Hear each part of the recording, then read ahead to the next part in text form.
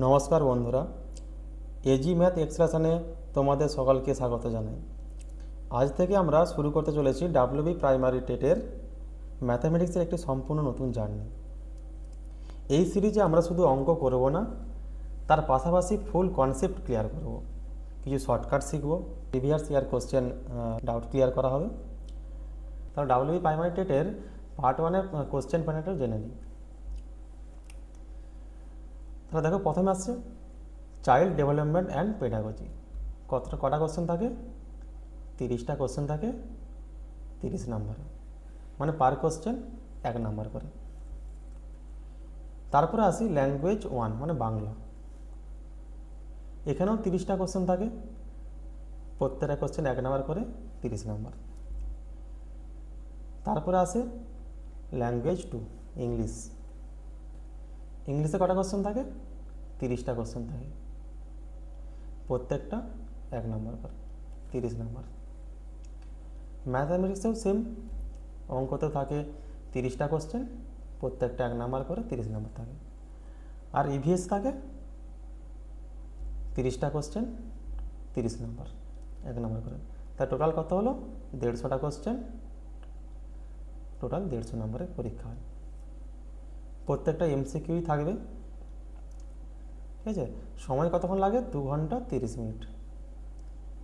আর এখানে একটা ভালো জিনিস যে এখানে নেগেটিভ মার্কিং নেই, ঠিক আছে। 4টা অপশান থাকে, তার মধ্যে একটি সঠিক উত্তর দিতে হয়। তো যাই নেক্সট পেজে।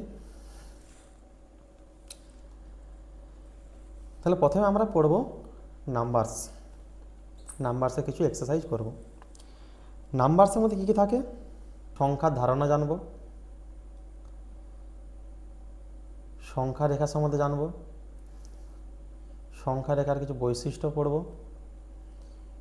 সংখ্যা পদ্ধতি জানব, সংখ্যার যে সংকেতগুলো হয় না, বিভিন্ন সংকেত, যেমন রেশনাল নাম্বার, ইরেশনাল নাম্বার, বিভিন্ন সংকেত হয় না, ওই সংকেত সম্বন্ধে জানব।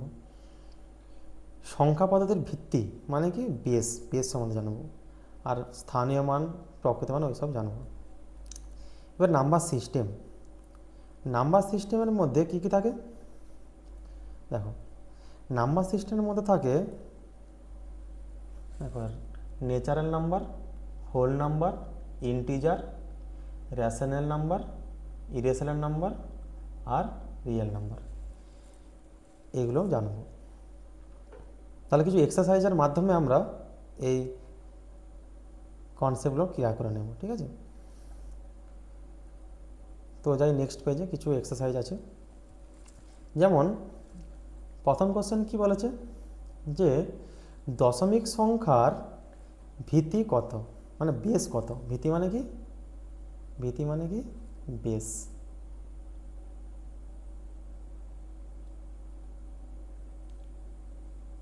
ভিত্তি মানে কি? বেস। বেস কত? তাহলে দেখো, দশমিকের বেস কত হয়? 10 হয়। দশমিকের বেস কত হয়? 10। তাহলে এই দুই কার বেস হয়? 2 হচ্ছে বাইনারি। 2 কিসের হয়? 2 হচ্ছে বাইনারি।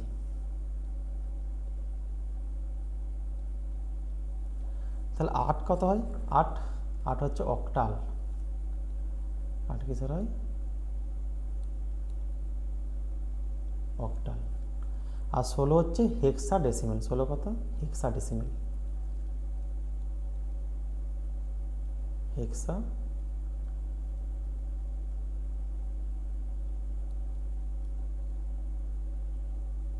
ডেসিমেল, ঠিক আছে। তারপর আছে নেক্সট কোশ্চেন কি বলেছে যে 954 সংখ্যাটিতে 9-এর স্থানীয় মান কত? দেখো, 9 তাহলে কিসে আছে? একক, দশক, শতক। তাহলে শতকে 9টা শতকে আছে, তাহলে 9-এর স্থানীয় মান কত হবে? 900 হবে, ঠিক আছে। তাছাড়া বলতে 9 আছে, 9-এর পরে কটা সংখ্যা আছে? 2টা সংখ্যা। তাহলে 9 আর 2টা সংখ্যার জন্য 2টা শূন্য, সেটাও আমরা বলতে পারি। আচ্ছা, তাহলে এখানে 5-এর স্থানীয় মান কত হবে? দেখো, এখানে 5-এর স্থানীয় মান হবে 50, কারণ 5 আছে, 5-এর পরে কটা সংখ্যা আছে? 5-এর পরে আছে একটা সংখ্যা, তাহলে 50। আর 4-এর স্থানীয় মান কত হবে? 4-এর স্থানীয় মান হবে 4। আর যদি বলে এখানে যে 9-এর প্রকৃত মান কত, তাহলে 9 হবে। যদি বলে 5-এর প্রকৃত মান কত, তাহলে 5। 4-এর প্রকৃত মান 4, তাহলে কোনো সংখ্যার প্রকৃত মান সেই সংখ্যাই হবে। ঠিক আছে, এটা মনে রাখতে হবে। তারপরে আসি দেখো 3 নম্বর কোশ্চেনে। 3 নম্বর কোশ্চেন কী বলেছে? 1 মিলিয়ন সমান কত? 1 মিলিয়ন সমান মনে রাখবে 10 লাখ। ঠিক আছে, কী মনে রাখতে হবে? 1 মিলিয়ন সমান 10 লাখ। আর কি মনে রাখবে? 1 যদি বিলিয়ন বলে তাহলে কত হবে? 1 বিলিয়ন বললে কত হবে?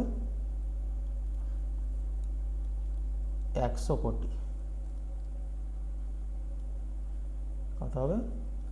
100 কোটি। আর যদি বলে 1 ট্রিলিয়ন, তাহলে কখন কত হবে? 1 ট্রিলিয়ন বলে কত হবে? 1 ট্রিলিয়ন বললে 1 লাখ কোটি বা 1 লক্ষ কোটি। ঠিক আছে,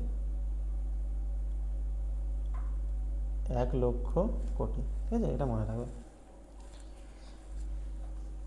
এই হলো আমার 3টা কোশ্চেন। এরপর পরের কোশ্চেনে যাই, পরের পেজে আছে।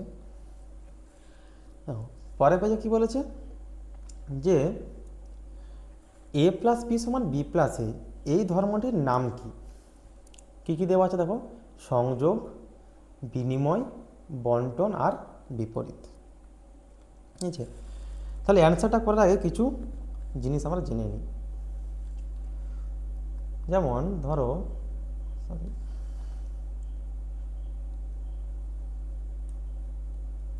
চারের দাগ। যেমন ধরো যদি সংযোগ থাকে তাহলে তখন কী হবে? যদি থাকে আমাদের সংযোগ,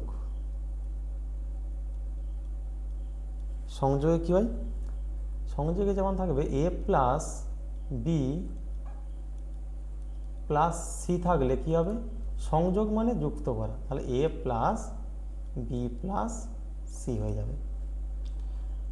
আর যদি ধরো বিনিময় থাকে, যদি থাকে বিনিময়, তখন কি হবে? বিনিময় তাহলে কী হবে? দেখো এ প্লাস বি সমান বি প্লাস এ, এ প্লাস বি সমান বি প্লাস এ। উল্টে যাবে। ঠিক আছে, এ প্লাস বি হলে বি প্লাস এ হবে সমান। যেমন 2 প্লাস 3 সমান 3 প্লাস 2, তাই তো?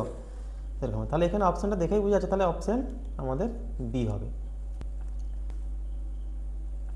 তাহলে বাকি দুটো অপশানও আমরা জেনে নিই। যেমন অপশান সি কী ছিল? বন্টন। কী আছে?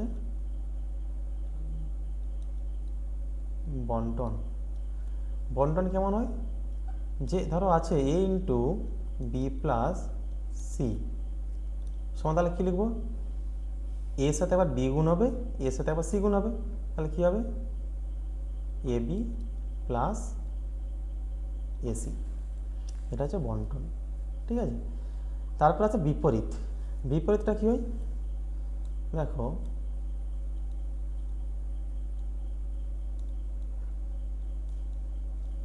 বিপরীতটা তো আমাদের হয় a plus of minus a সমান 0। ঠিক আছে, বা b plus of minus b 0। এটা তোমাদের হয় বিপরীত প্রক্রিয়া। তারপরে এরপর 5 দাগের কোশ্চেনে আসি। 5 দাগে কী বলেছে? বাস্তব সংখ্যাকে আমরা কতগুলি ভাগে ভাগ করতে পারি? বাস্তব সংখ্যাকে আমরা কতগুলি ভাগে ভাগ করতে পারি? আমরা এটাই 2 ভাগে ভাগ করতে পারি। কি কি হয়? একটা হয় মূলদ সংখ্যা, আরেকটি হয় অমূলদ সংখ্যা। অমূলদ সংখ্যা। আচ্ছা, তাহলে মূলদ সংখ্যা কোনগুলো? যেসব সংখ্যাগুলো পি বাই কিউ আকারে প্রকাশ করা যাবে সেগুলো সব মূলদ সংখ্যা।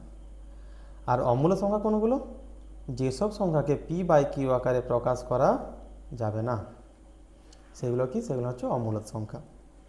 ঠিক আছে, তাহলে দেখো, তাহলে এই কনসেপ্ট থেকে পরের কোশ্চেনে আসি। দেখো কি বলেছে পরের কোশ্চেন, নিচের কোনটি মূলদ সংখ্যা নয়? মূলদ সংখ্যা নয় মানে কি? অমূলদ সংখ্যা। তাহলে মূলদ সংখ্যা হতে হলে আমাদেরকে পি বাই কিউ আকারে আসতে হবে।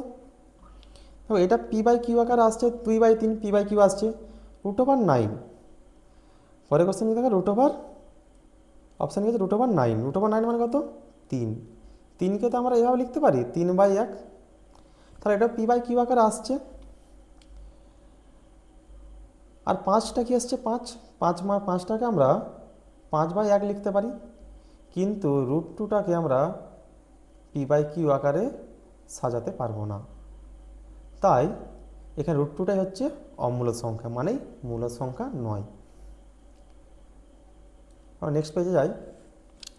নেক্সট পেজে প্রথম কোশ্চেন কি বলেছে দেখো, পূর্ণ সংখ্যা সেটকে আমরা কি দিয়ে প্রকাশ করি? পূর্ণ সংখ্যা সেটকে আমরা কি দিয়ে প্রকাশ করি? ঠিক আছে, কিউ, জেড, আর, এন। তাহলে উত্তরটা জানার আগে আমাদেরকে কিছু সেট জানতে হবে। যেমন এনটা কি? এনটা হলো ন্যাচারাল নাম্বার। এনটা কি? Natural number. এনটা হলো আমাদের ন্যাচারাল নাম্বার।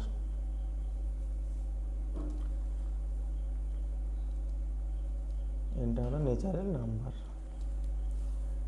মানে কি? স্বাভাবিক সংখ্যা। স্বাভাবিক সংখ্যা মানে যে সংখ্যাগুলো আমরা ন্যাচারালি বলি। ন্যাচারালি কী বলি? যখন গুনতি করি, যেমন 1, 2, 3, 4 এভাবে বলতে থাকি তো আমরা।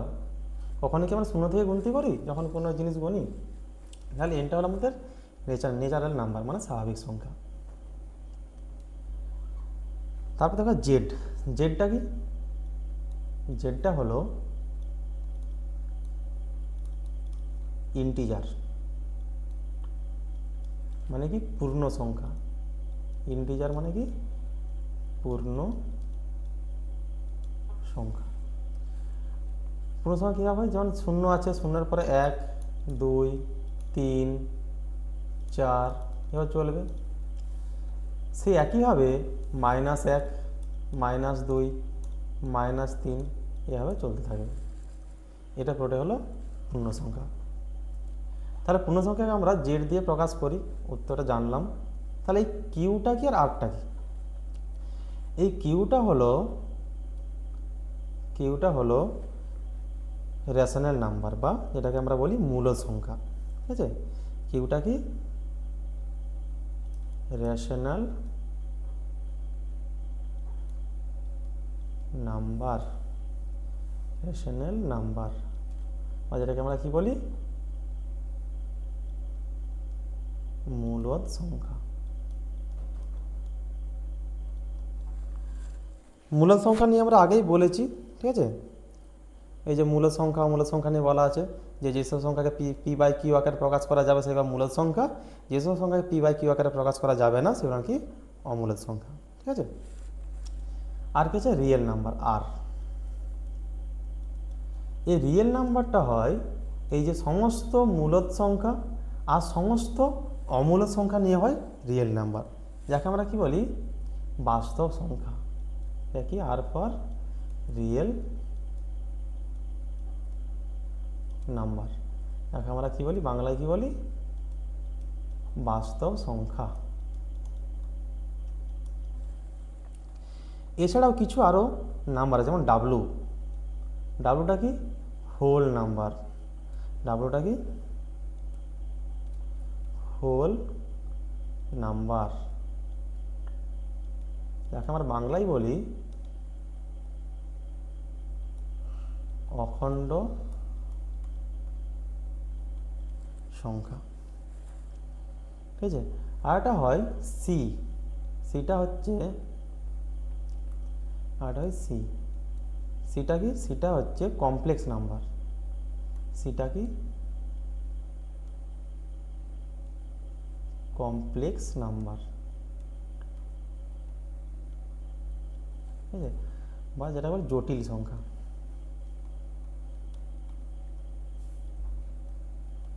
জটিল সংখ্যা। মানে কোনগুলো দেখো 2+3i, 2i, তাছাড়া হতে পারে -3 ওমেগা, ঠিক আছে, এভাবে হয়, এগুলো হয় আমাদের কমপ্লেক্স নাম্বার, ঠিক আছে।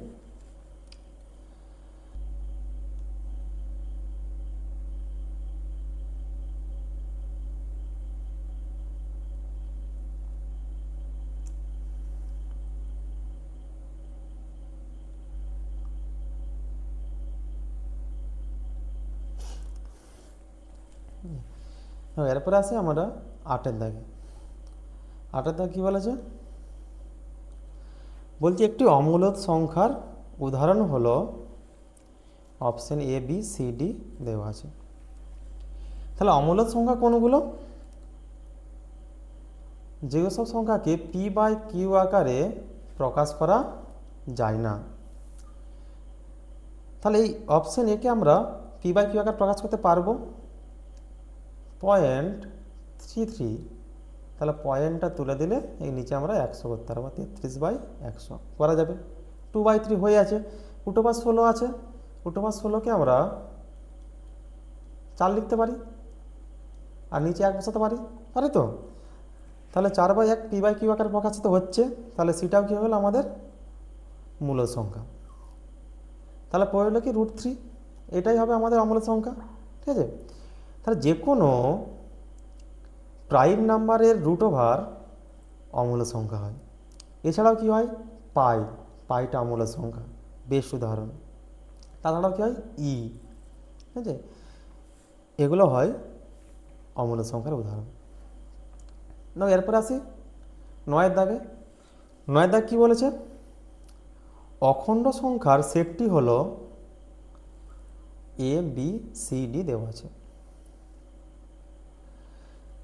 তাহলে ডাব্লুতে আমরা কী প্রকাশ করেছিলাম, হোল নাম্বার বা অখণ্ড সংখ্যা। এই অখণ্ড সংখ্যার সেটটি শুরু হয় 0 থেকে।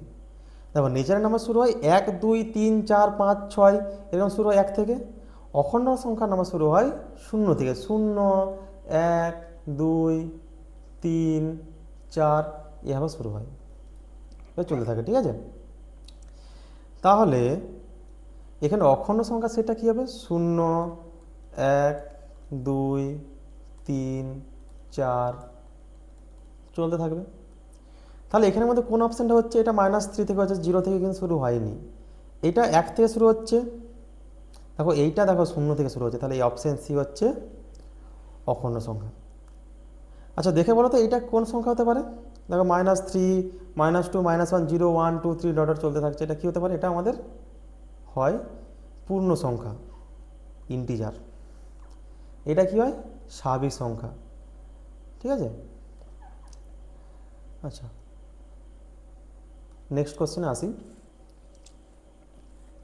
এবং নেক্সট কোশ্চেন কী বলেছে, যে সংখ্যার সেটে 0 নেই সেই সংখ্যার সেটটি হলো ড্যাশ। তাহলে মনে করো আমরা আগে করেছিলাম যে এখানের মধ্যে দেখো কোন সংখ্যা সেটা 0 নেই, দেখো এইখানে 0 নেই, এই ন্যাচারাল নাম্বার বা স্বাভাবিক সংখ্যা সেটা কোনো 0 নেই।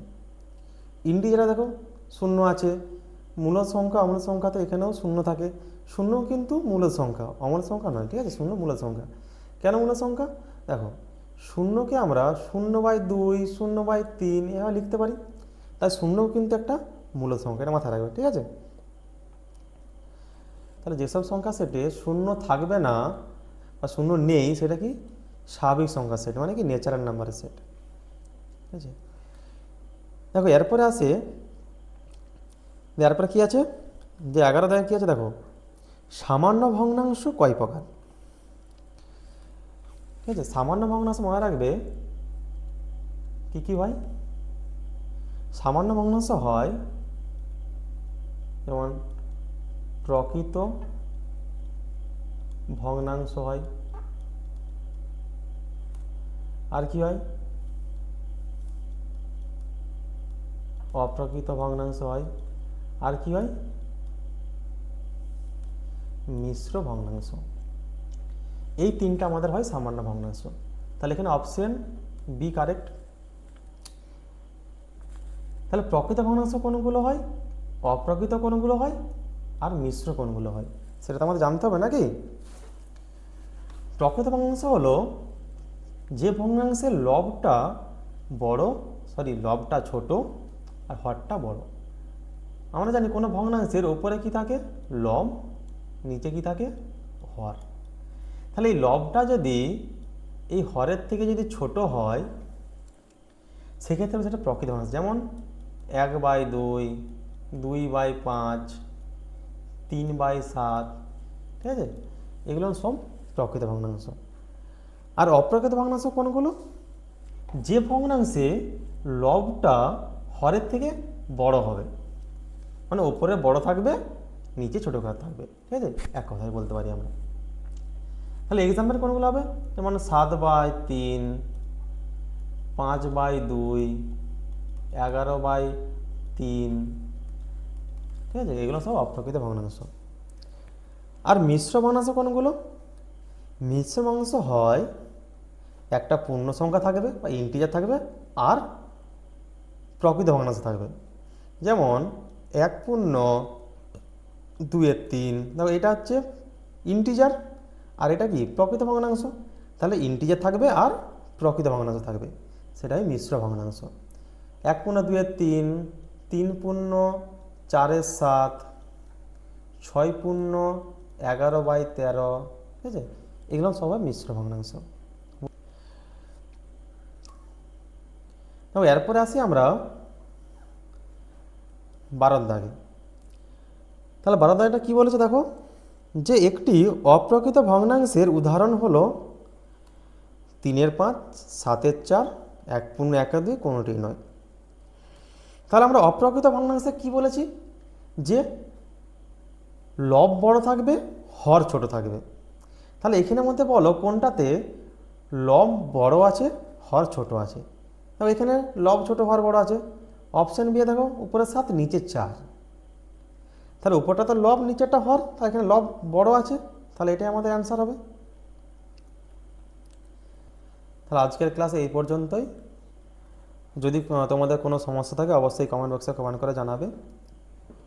আর যদি ভিডিওটি ভালো লেগে থাকে তাহলে অবশ্যই লাইক, কমেন্ট, সাবস্ক্রাইব করতে কোনো মতেই ভুলবে না, ঠিক আছে?